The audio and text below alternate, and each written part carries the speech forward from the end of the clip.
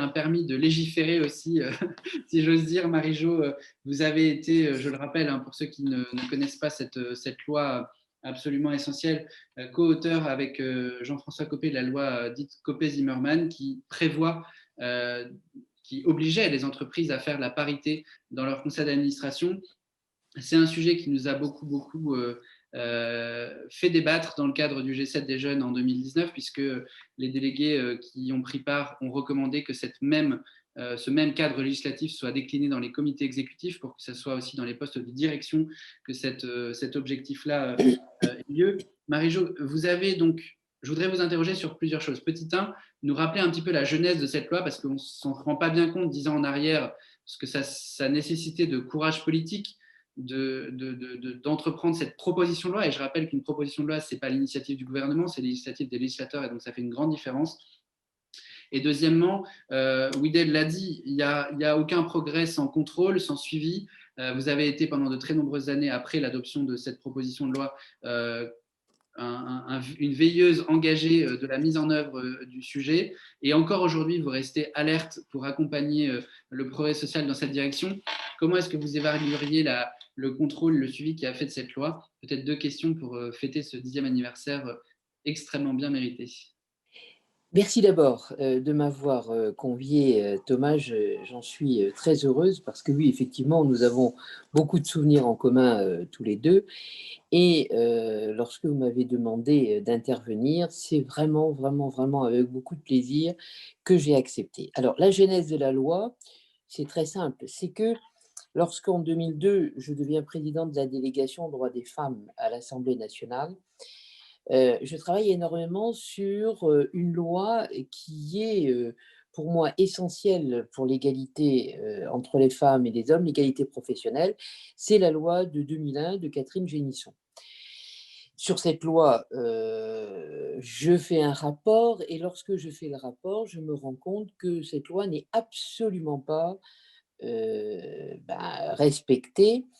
Et à ce moment-là, je réalise que d'abord, il faut une volonté politique pour faire appliquer une loi et d'autre part, il faut prendre des biais divers. Et donc, en 2006, je rentre dans la loi de Nicole Hameline sur l'égalité salariale. 20% de femmes dans les conseils d'administration, 20% de femmes dans les organisations syndicales et 20% de femmes sur les listes prud'homales. En 2006, le Conseil constitutionnel rejette ces articles au motif qu'il n'y a pas de base constitutionnelle. Donc, en 2008, je rentre dans la Constitution en transformant l'article 3.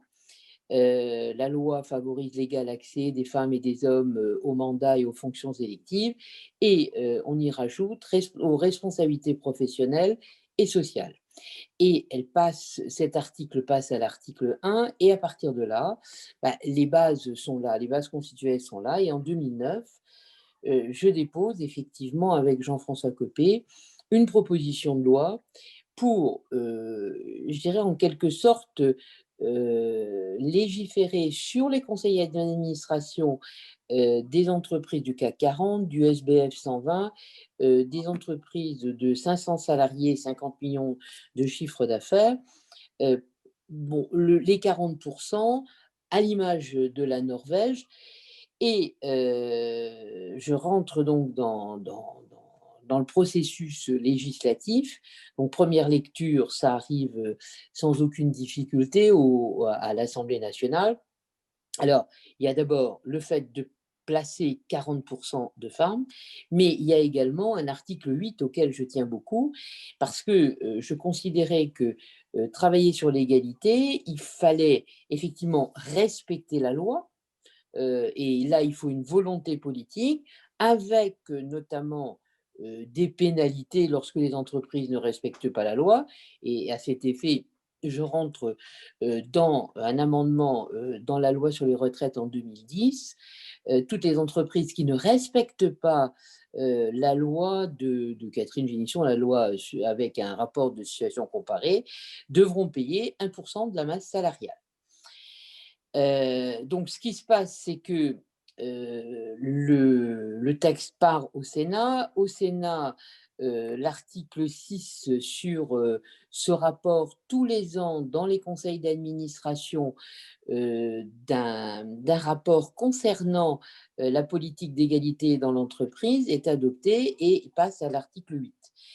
Donc à ce moment-là, il y a les 40% de femmes à l'horizon 2017, avec un palier en 2014 de 20%, et puis toujours l'article 8 qui malheureusement est le moins respecté. Et c'est la raison pour laquelle je crois que, si vous voulez, moi j'avais voulu cet article parce que à partir du moment où il n'y a pas de volonté politique de respecter les lois sur l'égalité professionnelle comme le demandait la loi de 2001, à savoir comparer au moment de l'embauche les salaires que l'on propose, comparer les formations que l'on donne aux femmes et aux hommes, les propositions, vie professionnelle, vie familiale également. Je crois, si vous voulez, que il fallait à ce moment-là le passer par le haut avec cet article 8 où le conseil d'administration, qui est le cœur battant de l'entreprise, qui examine cette politique d'égalité avec des recommandations qu'il peut faire et faire appliquer cette loi. Et je dirais que pour moi, c'était en quelque sorte, si vous voulez, rentrer dans le système de l'observation de la loi comme en sorte de ventouse. C'est-à-dire qu'à partir du moment, j'étais persuadée que si on faisait rentrer ces femmes dans les conseils d'administration, il y aurait une espèce de ruissellement qui s'opérerait sur l'ensemble de l'entreprise. Bon, malheureusement, en 2012, bon bah, voilà, la nouvelle majorité arrive et autant moi je pouvais effectivement surveiller la loi comme le lait sur le feu, c'est ce que j'ai fait. Et en 2017, on était pratiquement à ces 40%. Quelques entreprises ne le respectaient pas. Aujourd'hui, les entreprises impactées par la loi de 2011 respectent le pourcentage. Le seul article qui est très peu respecté, c'est ce fameux rapport de la politique d'égalité pris dans l'entreprise. Et c'est là où je dirais que c'est, comme vous l'avez souligné, à la fois un contrôle qui doit être opéré et également, si vous voulez, une volonté politique de faire appliquer Oui. cette loi. On va Et zoomer sur ce sujet de la volonté politique parce que vous avez eu des successeurs, des successeuses, des continuateurs, des continuateuses de ce combat à l'Assemblée, au gouvernement, au Sénat. Muriel Pénicaud, je le rappelle, hein, vous avez été ministre du Travail de 2017 à 2019 et dans ces fonctions-là, vous avez notamment porté la loi de 2018 sur la liberté de choisir son avenir professionnel dans lequel il y a encore de nouveaux éléments législatifs et des nouveaux dispositifs qui ont été pris. Comment est-ce que vous avez continué le combat, si j'ose le formuler comme ça? D'abord, je voudrais saluer et féliciter Marie-Jo Zimmermann parce que la loi Copé-Zimmermann a vraiment changé les choses. Je l'ai vu de l'intérieur dans les entreprises. Et ce qu'on constate, c'est que non seulement on est arrivé aujourd'hui à 44% de femmes dans les conseils d'administration des sociétés cotées en France, mais surtout, ça a changé la gouvernance. Tous les observateurs disent que la gouvernance est meilleure, parce que les femmes qui arrivaient ne se sentaient pas très légitimes, se sont mis à bosser, à étudier les dossiers, à challenger l'entreprise. Et beaucoup sont devenus, ça a été mon cas d'ailleurs, présidente de comité dans les conseils d'administration. Et donc, en fait, ça a amené pas simplement aux femmes, mais ça a amené aux entreprises, donc aux hommes et aux femmes. Et je voulais saluer ça. Alors moi, quand j'ai été 3 ans jusqu'en juillet 2020 ministre du Travail, quand je suis arrivée donc comme tout le monde en mai 2017, on avait un programme ambitieux de transformation du monde du travail. Et moi, je venais de 20 ans d'entreprise, donc j'avais dirigé les ressources humaines de Danone et d'Asso Systèmes. Et j'étais exactement au point de diagnostic qu'évoquait Marie-Jo à l'instant, c'est-à-dire que malgré le rapport, malgré depuis 1972, 6 lois en France qui obligeaient à travail égal, salaire égal entre les femmes et les hommes, eh bien, il y avait encore 9% d'écart de salaire pour le même travail, y compris à la sortie des grandes écoles ou de l'université. 25% d'écart sur la carrière, parce que les femmes avaient moins d'opportunités de carrière, et 40% d'écart à la retraite, compte tenu de l'effet cumulé. Donc, je me suis dit que le combat de l'équipe d'après, si je veux dire, parce qu'on se passe le relais, c'était vraiment de travailler sur cette égalité des salaires et des carrières. Et je savais que le rapport et l'incantatoire ne suffiraient pas, parce qu'on avait déjà essayé, ça ne marchait pas. Donc, j'ai réuni les partenaires sociaux, des entreprises, les réseaux de femmes, et on a travaillé sur un outil qui oblige au progrès. Et donc, c'est comme ça que dans la loi de 2018, j'ai inscrit que d'abord, l'égalité entre les femmes et les hommes du point de vue salaire et carrière ne serait plus simplement une obligation de moyens, comme c'était avant, c'est-à-dire on doit faire des efforts, une obligation de résultats qu'on peut mesurer. Et si au bout de 3 ans, ce n'est pas atteint, sanction financière, les 1%. Et là, l'inspection du travail est très mobilisée dessus, parce que c'est mesurable. La deuxième chose, c'est qu'il fallait aider les entreprises à progresser. Moi, je connais très bien le monde de l'entreprise, Widad aussi. Je connais peu, pour ne pas dire pas, de chefs d'entreprise qui se lèvent le matin en disant comment je vais discriminer les femmes. Mais c'est tellement dans le conscient et l'inconscient et dans les micro-décisions prises par le management et les RH tous les jours que de fait, il y a ce plafond de verre et il y a cette discrimination objective. Et donc, du coup, il fallait un outil qui rende visible, mais donne les leviers d'agir. Et donc, c'est comme ça qu'on a bâti l'index Égalité Pro, qui est obligatoire par la loi, que toutes les entreprises doivent mesurer chaque année, et qui montre qu'à travail égal, salaire égal par niveau de catégorie, même chance d'avoir une augmentation de rémunération, même chance d'avoir une augmentation, une promotion de carrière, les mêmes primes à la sortie des congés de maternité que les hommes qui étaient là, et la part des femmes dans les 10 plus hautes rémunérations, qui est le complément, j'allais dire, c'est le début du COMEX, traité par la rémunération, parce que ça, on sait l'objectiver. Et donc, on a créé cet index. Les entreprises de plus de 1000 salariés, pour la première fois, ont dû le publier, c'est évidemment publié sur leur site publiquement au 1er mars 2019, et on en a trouvé 16% qui étaient à l'égalité réelle. 16%. Toutes les autres, non. Dramatiquement loin ou assez loin. Depuis un an, c'est maintenant les 50 000 entreprises de plus de 50 salariés qui doivent remplir cet index, avec obligation de résultat et sinon sanction financière. Donc, je veux dire, la machine à progrès continu est partie. C'est comme exactement, c'est aspiré d'ailleurs ce que vous aviez fait dans la loi, c'est qu'il faut un système progressif sur plusieurs années, parce que comme ça, il n'y a pas d'excuses et on trouve des solutions. Et donc là, ça va être la 3e année dans quelques semaines. Alors moi, d'abord, j'ai un conseil à donner à tous les jeunes hommes et jeunes femmes qui nous écoutent. Si vous postulez dans une entreprise, regardez d'abord si l'index, s'ils sont bons sur l'égalité homme-femme. Maintenant, vous avez facile à mesurer. S'ils ne sont pas bons, c'est qu'ils sont assez ringards, aussi en management en général. Donc, je ne vous conseille pas d'y aller. Et c'est tellement vrai qu'il y a beaucoup de chefs d'entreprise qui sont venus me voir en disant « Je découvre, je tombe de l'armoire, on est nul. On ne va plus arriver à recruter les talents. Donc, il faut qu'on se dépêche. » Eh bien, on prend les mesures de l'index et on progresse. Donc, j'espère que dans 8 ans ou avant, on pourra célébrer aussi un vrai succès. Il y a eu que 2 ans et 1 an pour les PME, donc on est encore au début de la machine. Mais je crois qu'il n'y a pas de fatalité et que pour ça, il faut effectivement la conjonction d'outils qui aident les entreprises à progresser et d'une obligation légale avec les sanctions et le contrôle nécessaires pour que finalement public et privé se tiennent la main et s'obligent mutuellement à progresser. Il n'y a pas de fatalité, mais il ne faut rien lâcher parce que ce n'est pas encore complètement gagné. Merci beaucoup, Muriel. Vous avez fait un constat parfaitement clair et en continuant la généalogie de ce travail législatif compliqué, qui nécessite beaucoup de détermination. Delphine, tu as aussi été parlementaire, mais tu occupes aujourd'hui des fonctions un petit peu différentes qui au cœur de la diplomatie française, font de toi Madame Égalité Femmes-Hommes ou diplomatie féministe à l'échelle du pays. Dans les fonctions que tu occupes aujourd'hui de préparation du Forum Génération Égalité, vous ne travaillez pas que sur le plafond de verre, mais aussi sur les parois de verre.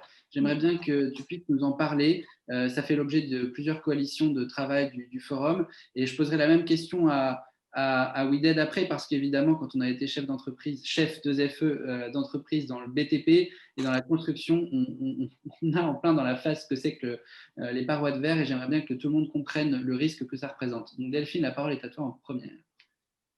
Oui, merci. Pour rebondir un peu sur les propos de Marie-Jo Zimmermann et Muriel Pénicaud, on a parlé de l'écart salarial en France, mais pas que, évidemment. On se situe un petit peu en deçà de la moyenne, mais il n'y a pas non plus de quoi chanter cocorico. Donc, en moyenne, l'ONU estime qu'on a un écart salarial, tous métiers confondus, toutes compétences confondues entre hommes et femmes dans le monde, autour de 23%, ce qui est quand même énorme. Enfin, c'est un quart, ça représente un quart du salaire. Alors, si on fait à compétences égales, salaire égal, on est plutôt autour de entre 15 et 20% en moyenne dans le monde, avec des écarts qui sont évidemment considérables. Je regardais justement les derniers chiffres de l'OCDE, Muriel. La Corée est vraiment très très mauvaise élève puisqu'elle est autour de 35% d'écart salarial. Le Luxembourg, la Grèce et la Belgique sont autour de 5%, c'est parmi les meilleurs élèves. Et en moyenne sur le G7, on est quand même à un peu plus de 15% sur le G7, ce qui est quand même assez consternant. Donc c'est quand même un sujet qui ne concerne pas simplement les pays du Sud, mais encore énormément les pays du Nord. Et effectivement, dans le cadre du Forum Génération Égalité, qui est cette grande conférence internationale organisée par ONU Femmes, mais co-présidée par la France et le Mexique, qui aura lieu en juin à Paris, dans des circonstances qu'on essaye d'élucider. Nous avons décidé qu'une des 6 coalitions d'action, donc une des 6 thématiques prioritaires du forum, serait la question que nous avons appelée droit et justice économique. Et d'ailleurs, le titre même de cette coalition, aux côtés d'autres coalitions qui concernent les violences basées sur le genre, les droits sexuels et reproductifs, la place des femmes dans la technologie et l'innovation, etc. Pour moi, ce titre, il est important parce que lorsqu'on parle de plafond de verre, d'inégalité dans le monde économique, on se réfère souvent à la question de la performance, et il est vrai que les études ont montré que lorsqu'on atteint une vraie égalité professionnelle, la performance économique de l'entreprise se voit améliorée, mais c'est avant tout et surtout une question de droit et une question de justice économique. La performance, elle vient peut-être après pour les entreprises, ou d'ailleurs pour le secteur public, puisque en parallèle quelque part de la loi portée par Marie-Jo Zimmermann et Jean-François Copé, il y a évidemment la loi Sauvadet, qui concerne là les fonctionnaires et la haute fonction publique, qui ne font pas beaucoup mieux en général, moins bien, je dois le dire, que l'entreprise et le secteur privé en France.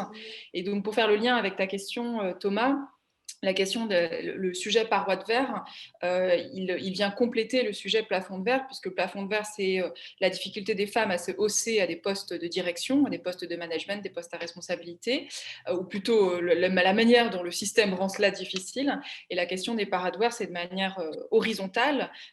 Pourquoi, même lorsqu'elles accèdent à ces postes de responsabilité, les femmes sont souvent cantonnées à certaines fonctions. Il se trouve que dans le secteur privé, c'est la communication, le marketing, les ressources humaines. Mais il se trouve que dans la fonction publique, c'est aussi vrai.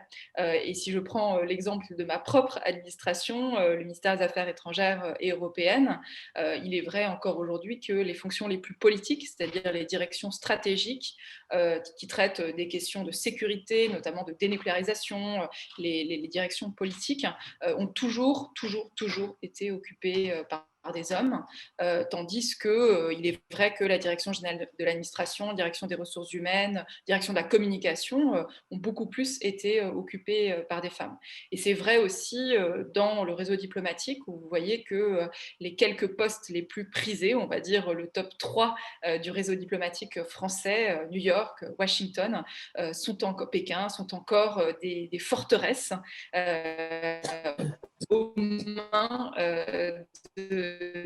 des hommes diplomates auxquels les femmes n'ont pas encore eu accès. Donc là aussi, certaines souhaitent aussi accéder aux meilleures ambassades. Et les meilleures ambassades, elles sont encore aujourd'hui hors de portée, mais c'est en train de changer.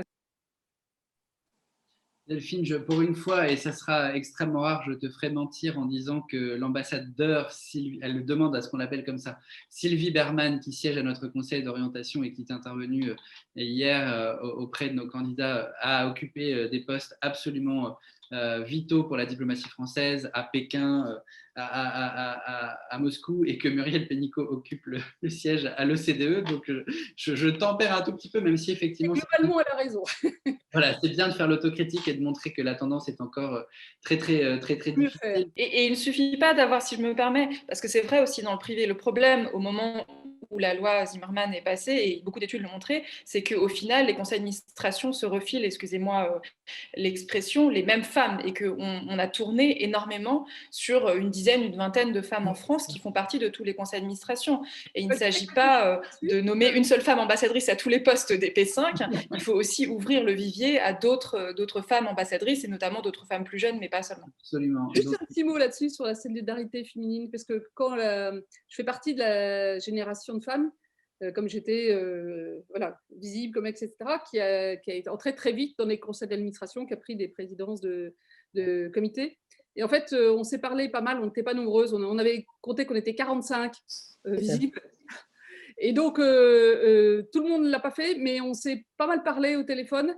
Et on a convenu qu'on n'en prenait que 2 chacune pour qu'ils soient obligés de regarder et voir qu'il y en avait d'autres visibles. Ça n'a pas marché à 100%, mais quand même pas mal. Bah, merci beaucoup Muriel. On va revenir sur ce point parce que j'ai eu pas mal de questions dans le chat sur ce sujet justement. Wided, j'avais promis de te donner la parole aussi sur ce sujet des parois de verre parce que toi, tu as travaillé directement en tant que chef d'entreprise dans un secteur qui matérialise ça directement. J'ai eu pas mal de questions de la part du public, notamment je pense à Clotilde ou Caroline qui se posaient des questions sur des conseils qu'en tant que femme, elles pouvaient recevoir de leurs consoeurs pour briser les parois de verre en plus du plafond de verre. Est-ce que tu aurais quelques conseils à leur partager? Je sais que tu as dit tout à l'heure que tu avais eu peu ressenti la difficulté, mais quand même, tu as traversé un grand nombre d'épreuves, et quels conseils tu pourrais leur donner? Vous savez que la compétence des femmes ne peut pas être mise en cause puisque les filles, d'une manière générale, elles obtiennent de meilleurs résultats scolaires que les garçons et elles sont donc très qualifiées et leurs aptitudes managériales sont en principe incontestables. Mais tout se passe comme si le plafond invisible empêchait les femmes de grimper certains échelons. Moi, je pense que c'est dû parce que pour certains types de travail, il fallait être plus disponible. Il y a la mobilité aussi, il y a le cadre de vie adéquat.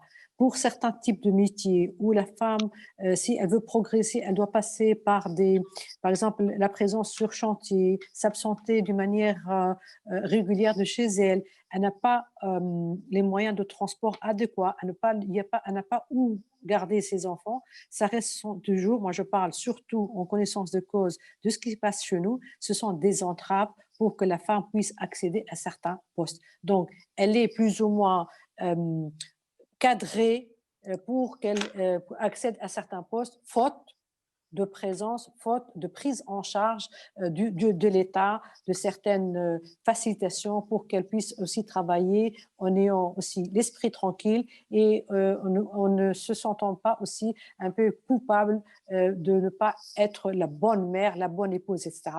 Donc, moi, je pense que ça, c'est pourquoi j'insiste pour dire que le rôle de l'État est très important pour offrir les mêmes opportunités, aussi par des lois, pour donner aussi pour le congé parental, c'est aussi important pour qu'il y ait aussi une certaine équité entre l'homme et la femme et que chacun aussi essaie de profiter de son enfant et aussi d'avoir le temps pour soi-même pour régresser dans sa vocation professionnelle. Et puis, je dirais aussi que même si sur le plan juridique, nous, par exemple en Tunisie, les femmes, on n'a pas besoin d'avoir un consentement pour aller travailler, mais on a toujours dans l'esprit que nous sommes tout d'abord des mamans. Et donc, cette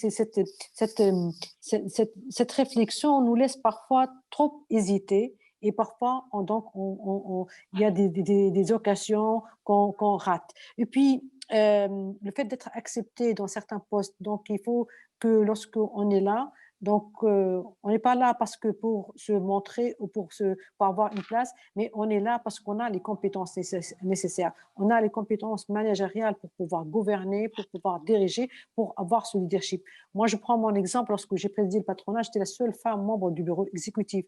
Donc moi, je pense que mes collègues m'ont élue, c'était pas parce que j'étais une femme aussi, mais il y a le charisme, il y a le leadership, il y a la manière aussi d'écouter les uns et les autres, la manière aussi de ne pas être vexé parce qu'on est une femme, au contraire, ou bien de ne pas être aussi complexé pour dire que je vais travailler beaucoup plus parce que je suis une femme. Non, on a, on a les mêmes compétences, mais c'est surtout, il faut se différencier par la manière de gérer, la manière de tenir comment dirais-je, d'écouter et de diriger une équipe. Et puis, je dirais aussi que parfois le temps partiel aussi pour certains types de travaux où les femmes, elles sont obligées de recourir à un temps partiel, ça dégrade parce qu'on est toujours, surtout pour les chefs d'entreprise, et je dirais dans le secteur privé, donc on a besoin de travailler beaucoup plus tard. On n'est pas prêt à donner plus de responsabilité à une femme qui est présente à temps partiel. Et puis, donc, et la mobilité, elle constitue, moi, je pense, un plan de carrière très important qui est en défaveur de la femme. Donc là, c'est pour briser cette paroi de verre. Moi, je pense qu'il faut se donner tous les moyens et avoir les mêmes chances pour pouvoir accéder. Donc, il y a le côté réglementaire, le côté aussi volonté de l'entreprise et pour pouvoir donner, et le cadre de vie nécessaire. Merci beaucoup, Idette. C'était une réponse très complète qui nous permet d'entrer de plein pied dans le chapitre des solutions. On a fait un diagnostic en reprenant l'histoire de ce combat assez précis. Mais j'ai eu énormément de questions de la part de nos auditrices, de nos auditeurs pour pouvoir explorer les voies de progrès possibles encore devant nous. Et comme il nous reste un quart d'heure, je vais essayer de poser une question très directe en m'adressant à Marie-Jo et à Muriel en priorité pour ces aspects-là, sur ce qu'on peut faire à l'échelle française. J'ai eu des questions sur le congé paternité, des questions sur la discrimination positive, des questions sur les CV anonymes, des questions sur le name and shame. Vraiment des mots-clés que vous connaissez par cœur puisque vous les avez sous-pesés, étudiés pour voir si il y a 10 ans et tout récemment encore, ils étaient utiles pour faire avancer la cause. Marie-Jo peut-être en première et Muriel en seconde. Parmi les solutions que vous aimeriez actionner pour continuer d'accélérer dans cette direction, quelles seraient-elles si on devait hiérarchiser un petit peu les priorités ? Alors pour moi, la première priorité, je crois que là-dessus, elle est très claire, c'est faire respecter les lois. Voilà. Je vais vous dire, le législateur que je suis, que j'ai été plutôt et plus exactement, est toujours frustré lorsqu'on ne respecte pas les lois. Et là-dessus, moi, je salue effectivement la loi de Muriel Pénicaud sur l'index. Et alors, surtout, ce que je salue, c'est que cet index est adossé à la fiche de paye. Donc, ça veut dire c'est lisible. Et ça, si vous voulez, je pense que aujourd'hui, pour faire avancer, il faut faire respecter les lois, il faut rendre lisible la carrière d'une femme, la carrière d'un homme, de façon à voir s'il n'y a pas de discrimination. Et je sais, bon, vous avez également légiféré sur le congé de paternité, mais il y a également une notion que madame, en Tunisie, vous avez évoquée et qui est très juste, c'est notamment vie professionnelle, vie familiale. Pourquoi? Tout simplement parce que moi, j'avais observé lorsque je travaillais sur la loi de 2001, que lorsque, notamment entre 30 et 40 ans, une femme faisait sa carrière, on lui proposait beaucoup moins de formation qu'on ne le faisait aux hommes, et c'était également un handicap. C'est-à-dire que je considère qu'aujourd'hui, il faut beaucoup plus suivre les carrières des femmes et des hommes, de façon à, lorsqu'il y a un petit décrochage, le réparer immédiatement. Et c'est vrai que c'est un travail extraordinairement rigoureux que l'on doit s'astreindre, mais je pense que c'est quelque chose d'extrêmement important. Et peut-être également compléter l'index par rapport, alors dans l'index on a les 10 plus gros salaires, mais je crois vraiment que aujourd'hui il y a une urgence à observer l'ensemble de l'entreprise. Et c'est là où, notamment dans l'article 8 de la loi Copé-Zimmermann, il y avait ce rapport tous les ans dans le conseil d'administration, d'avoir un rapport sur la politique d'égalité et corriger lorsqu'il y a, je dirais, une discrimination ou des discriminations qui se font.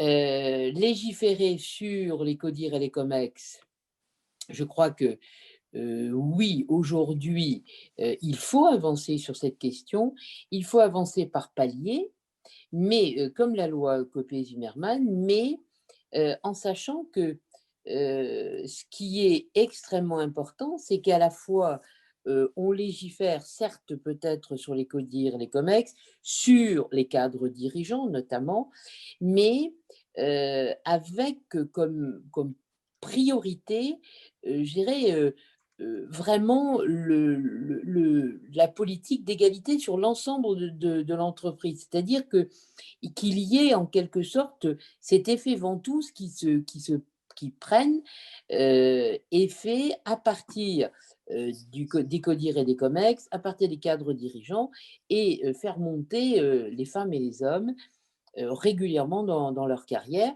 Il y a un aspect de cette loi de ces préoccupations dans la loi Pénicaud, mais je pense, c'est une expression peut-être qui est un petit peu familière pour le fait de légiférer, je pense qu'il faut encore habiller la loi Pénicaud, qui est un excellent départ parce qu'elle est lisible. Et toutes les lois sur l'égalité professionnelle, il faut les rendre lisibles de façon à intervenir lorsqu'il y a un problème. Merci beaucoup, Muriel. La transition est toute faite vers vous. Je crois que Marie-Jo vous a donné la parole immédiatement. Alors, première chose, je suis d'accord avec son premier point, il ne faut rien lâcher. Une fois qu'on a fait une loi, que ce soit le gouvernement ou les députés, une fois que le législateur s'est prononcé, on a fait un tiers du boulot. Si on lâche dans l'exécution, on lâche dans le contrôle, on lâche dans la mise en œuvre, on ne réussit pas. Il y a trop de lois qui sont restées au stade des principes. Donc, il ne faut rien lâcher, il faut continuer. Et deux, par exemple, si la loi Copé-Zimmermann, au bout de 2 ans, on avait dit, bon, bah, ça ne marche pas encore. Bien sûr, au bout de 2 ans, il fallait le temps que ça monte.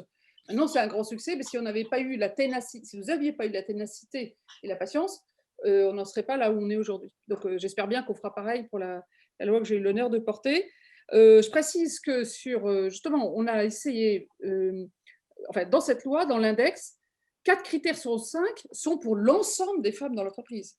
Moi, mon but, c'est que les caissières, les infirmières, elles aient le même salaire que les caissiers et les infirmiers partout. Et donc, ça porte principalement là-dessus. Il y a un critère sur 5 qui porte sur les plus hautes rémunérations. C'est nécessaire aussi pour l'effet d'entraînement. Mais le but, c'est qu'il y a 4,5 millions de femmes qui sont concernées. Il y en a déjà pas mal qui ont été augmentées depuis 1 an. Voilà. Mais il ne faut rien lâcher. Deuxième sujet qui a été évoqué par Widad aussi et Marie-Jo, c'est le sujet de la vie professionnelle et de la vie personnelle. Très important. L'OCDE a une étude très intéressante que vous pourrez trouver sur leur site qui montre que la carrière des femmes et la carrière des hommes, c'est un effet de ciseau. Au premier enfant, les femmes, ça ralentit, les hommes, ça accélère. Au deuxième, alors là, c'est l'explosion. Je ne vous dis pas ça pour ne pas avoir d'enfants, mesdames. Je dis juste que le partage de la vie domestique, on a le temps parental plus loin, on a allongé le congé parental, est vital. Donc, en fait, ce sujet concerne autant les hommes que les femmes. Le seul moyen pour qu'il n'y ait pas de frein, hormis ceux créés par l'entreprise ou par l'univers, Delphine rappelait que dans l'État, dans les collectivités locales de façon générale, les puissances publiques, il y a du travail à faire aussi. Le seul moyen, c'est d'arriver à cette égalité aussi dans la vie personnelle, sinon il y a des freins. Le troisième sujet, moi j'y tiens beaucoup parce que je l'ai vu, c'est que ça a été évoqué aussi, c'est le sujet de la formation. C'est quand même par la qualification ne suffit pas à faire les carrières, mais enfin sans qualification, vous ne faites aucune carrière, c'est sûr. Donc c'est pour ça que dans la même loi Avenir professionnel, moi, on a créé le compte formation. Donc, dès que vous allez travailler, vous allez avoir un compte, pour ceux qui sont français, qui savent travailler en France, où une somme de 500 € est attribuée chaque année. Il y a 300 000 formations disponibles, toutes les formations certifiantes en France. Mais ce qu'on a fait, c'est que pour les femmes à temps partiel, beaucoup de femmes travaillent à temps partiel, un tiers des femmes travaillent à temps partiel. Et elles n'avaient aucun droit à la formation. Eh bien, on a donné les mêmes droits si on travaillait à temps partiel que si on travaillait à temps plein. Parce que si vous êtes à temps partiel sur des travaux mal rémunérés, et si vous êtes à temps partiel en général, vous avez des enfants, voire des personnes âgées à vous occuper, vous n'avez aucune chance de pouvoir vous former. Et donc, on a essayé, on va voir les résultats, mais de compenser. L'autre sujet qui est très important, Widad l'a évoqué, c'est ce que j'appelle le plafond de verre intérieur. Le plafond de verre extérieur existe, mais il y a une intériorisation aussi de l'impossibilité. Quand j'étais DGRH, on a créé le mouvement EVE, qui concerne maintenant plusieurs milliers d'entreprises. On faisait des séminaires de développement du leadership chez les femmes. Eh bien, on a pu constater, et je l'ai vérifié dans bien d'autres lieux, que lorsqu'il y a un poste disponible et qu'on demande des candidatures, la plupart des femmes ne candidatent pas si elles n'ont pas 100% des compétences, parce qu'elles ne se sentent pas légitimes. Et d'ailleurs, quand je faisais des conférences dans les entreprises là-dessus, il y en a toujours une qui disait non, 120%, parce que comme on va être attaqué, il faut être inattaquable. Les hommes, 80% des compétences, ils postulent. Et là, en général, il y avait un homme qui levait la main et qui disait non, mais 50%, ça suffit, parce que j'ai des collègues, des collaborateurs, puis quel est l'intérêt de prendre un job où je sais déjà tout faire? Pour une fois, c'est eux qui avaient raison. Donc, il ne faut pas intérioriser le fait que c'est plus difficile, même si c'est plus difficile, qu'on est moins légitime. Non, la légitimité, elle est totale. Widad l'a bien exprimé. Et il ne faut pas se faire avoir nous-mêmes, si j'ose dire, dans ce plafond de verre intérieur. Et enfin, il y a le sujet du choix des carrières. Aujourd'hui, c'est les études, pareil, c'est des travaux de l'OCDE et de l'INSEE en France et de la DARES. 17% seulement des métiers sont mixtes. 93% sont fléchés culturellement. Donc, devinez quel est le pourcentage de femmes dans les secrétaires et assistantes? 98%. Chez les aides à domicile, 99%. Dans les professeurs des écoles, 84%, ingénieurs, 20%, et ça n'a pas progressé depuis 20 ans. Les conducteurs de véhicules professionnels, c'est 10%. Je n'ai pas les stats du bâtiment, mais bon, elles ne sont pas fameuses. Et c'est 5% des créatrices de start-up. Alors là, il faut y aller. Il faut vraiment, mais votre génération, il faut vraiment, hommes et femmes, parce que les hommes aussi, vous avez droit à tous les métiers, et hommes et femmes, aller conquérir l'ensemble des métiers. C'est les fameuses parois de verre transversales. Il faut aussi faire ça si on veut avancer. Merci beaucoup Muriel, c'était très clair. Vous êtes, je rappelle à tous ceux qui l'avaient peut-être pas entendu quand je l'ai présenté dans l'introduction, aujourd'hui ambassadrice de France à l'OCDE. Et donc, la perspective internationale est très importante dans le cadre de la réflexion de l'Institut Open Diplomacy. Je voudrais mentionner un élément biographique qui concerne Widad que j'ai oublié de mentionner tout à l'heure, c'est que Widad a siégé dans le conseil consultatif mis en place par la France pendant la présidence française du G7 l'an passé pour préparer l'égalité femmes-hommes et notamment un bouquet législatif visant à mettre en lumière à l'échelle mondiale les meilleures pratiques en matière d'égalité. Je mentionne ça parce que cet exercice-là, qui a été extrêmement concret et extrêmement ambitieux à la fois, a été un des éléments moteurs de la diplomatie féministe française, à laquelle non seulement Muriel travaille à l'OCDE, mais Delphine plus généralement en tant qu'ambassadrice qui prépare le Forum Génération Égalité. Delphine, je voulais parler de cette dimension internationale, toujours dans l'esprit des solutions, qui sera notre conclusion. Est-ce que tu peux nous expliquer comment va fonctionner le forum ? Qu'est-ce qu'on peut en attendre en matière de résultats pour continuer de faire avancer l'égalité femmes-hommes en général et peut-être plus spécifiquement sur ce sujet qui concerne principalement notre conférence? Merci, j'avais envie de réagir sur à peu près tout, sur ce que disait Marie-Jo Zimmermann, sur le fait que la volonté politique, elle est indispensable, même après une loi. J'y pense en tant qu'ancienne députée, le fait que la loi sur la parité ait mis plus de 10 ans en réalité à se concrétiser en France. À partir de 2017, c'est le vrai tournant. Ce que disait Muriel aussi sur la question du congé paternité, pour moi, c'est la vraie révolution interne à l'entreprise. Peut-être, je le dis honnêtement, peut-être encore plus que l'index, que les lois sur l'égalité salariale, etc. Mais Muriel, vous l'avez dit, sans l'implication des hommes, on n'y arrivera jamais. Et donc là, c'est pour moi absolument indispensable. Et d'ailleurs, je serais même partisane pour que le congé paternité soit au-delà d'un mois, mais on fait déjà ce qu'on peut. Et puis, vous parliez aussi des métiers extrêmement genrés. Donc là, je fais lien avec le Forum Génération Égalité et avec l'actualité, donc la pandémie, la crise de la Covid-19.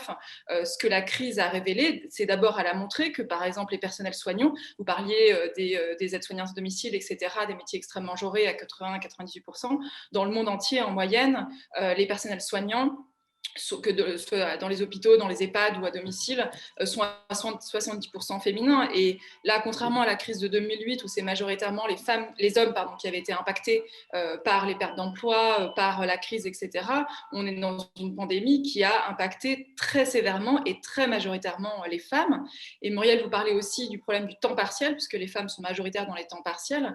En réalité, on peut voir que les premiers chiffres qui nous viennent des États-Unis, mais aussi en Europe, la majorité des pertes d'emploi, elles sont à beaucoup plus de 50%, probablement à 80% chez les femmes. Parce que ce sont des métiers qui ont été touchés par la pandémie, par exemple restauration, hôtellerie, etc., etc. Et parce que les femmes qui étaient à temps partiel lorsque leur mari était à temps plein, et ben, le choix a été fait dans la plupart des couples que c'était la femme qui devait abandonner son emploi pour s'occuper des enfants lors du confinement, lorsqu'il n'y avait pas école. Donc là, on commence juste à voir les tout débuts des conséquences de la pandémie sur les inégalités femmes-hommes, et elles sont absolument catastrophiques. Donc le Forum Génération Égalité, il s'inscrit aussi dans cette dynamique. Évidemment, on l'avait prévu avant la pandémie, mais il est d'autant plus important maintenant qu'on est en temps de pandémie et que les inégalités se sont aggravées. Et je ne parle même pas de l'augmentation des violences, etc. Là, on a parlé uniquement des inégalités économiques. Alors, qu'est-ce que c'est et à quoi ça sert et comment ça marche? Pourquoi une grande conférence mondiale sur l'égalité entre les femmes et les hommes et les droits des femmes aujourd'hui? Tout simplement, l'état d'esprit du forum, la mentalité, c'est de dire que les États et les gouvernements ne peuvent pas tout faire. Les organisations multilatérales comme l'OCDE peuvent aussi faire beaucoup, mais ne peuvent pas tout faire. Et on a besoin de faire travailler différents acteurs ensemble, qui ne travaillent pas toujours ensemble, à savoir évidemment les États, les organisations multilatérales, mais aussi et surtout les entreprises, la société civile, les parlements, les syndicats.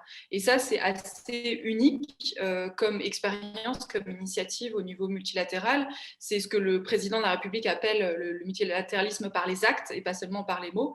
Et donc, on a constitué autour de 6 thématiques prioritaires, ces fameuses coalitions d'action dont je parlais tout à l'heure, des groupes d'acteurs avec quelques États, quelques ONG, quelques entreprises à chaque fois. L'OCDE est d'ailleurs championne de la coalition sur les droits et la justice économique, aux côtés de pays comme le Mexique, l'Afrique du Sud, l'Allemagne, la Suède. La France est championne de la coalition sur les droits et santé sexuelle et reproductive, aux côtés d'autres pays du Fonds des Nations Unies pour les populations et le développement.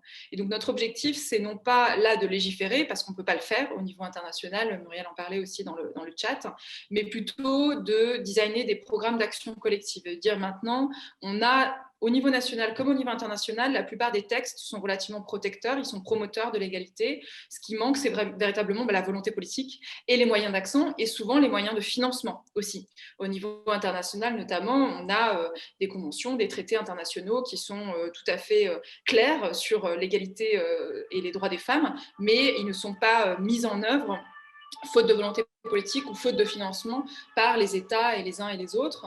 Et donc, on présentera au forum en juin des plans d'action sur 5 ans. Donc, c'est très clair, c'est une sorte de programme sur 5 ans, de grand plan quinquennal sur 5 ans avec des financements et des actions collectives auxquelles sont partis également le secteur privé. Donc, les entreprises, les grandes entreprises, dont beaucoup d'entreprises françaises qui sont très bonnes sur l'égalité, que Muriel connaît bien, dont Danone, mais aussi BNP, Accor, L'Oréal, etc., seront partie prenante de ces coalitions et de ces programmes d'action sur 5 ans. Il y aura tout un tas d'autres initiatives, mais dans le contexte de la pandémie, c'était important de se concentrer sur les moyens de financement et les moyens politiques, en plus des moyens quelque part légaux, enfin en tout cas du législateur ou des moyens de réglementation. Merci beaucoup Delphine pour cette lueur d'espoir post-Covid.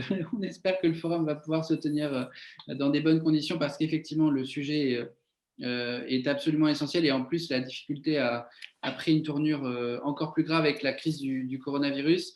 Je voulais vous remercier toutes les 4 naturellement pour votre intervention, mais plus que ça, pour le leadership dont vous avez fait preuve avant de venir ici et celui que vous allez continuer de porter après.